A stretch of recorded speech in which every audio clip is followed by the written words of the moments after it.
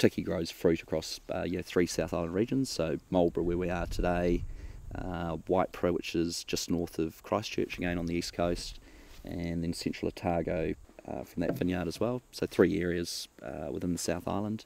We first planted this block here, which is Tiki Tere, in 2007, and we also planted the River Terraces block, which is our block down on the banks of the Waipara, at the same time. So those were at that stage the furthest scrapes up this valley, and now the higher scrapes is our Rewa block a little bit further up the road. The area is considered to have like a slight continental climate to it for New Zealand, which gives us a variation in terms of the flavour profiles and that we get in our fruit out of this area.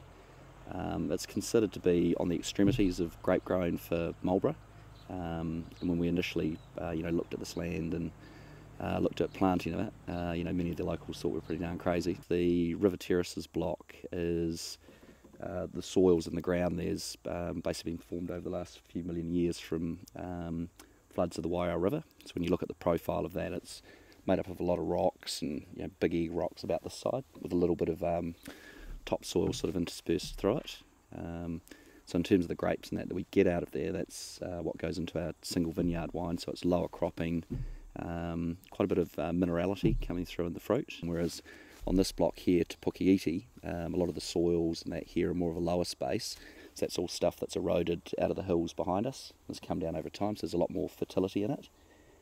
So between the 2 blocks, even though it's a short distance between the 2 vineyards, you get quite a significant range in flavours. What we end up getting here is like quite a big diurnal shift from day to night.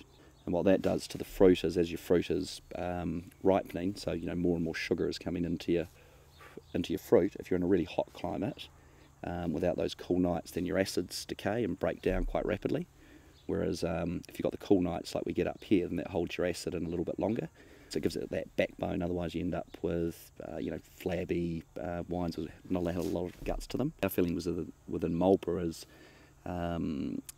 parties like ourselves sort of push into what are deemed to be the fringe areas, is you'll start to see some of the best fruit come out of Marlborough over the next few years, and the result of that will be some of the best wines. This is our 3rd vintage, was 2011.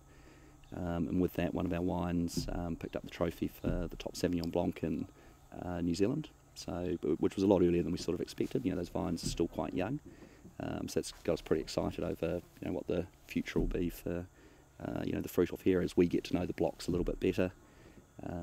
But yeah, certainly for a start, we're pretty darn excited with that as a result.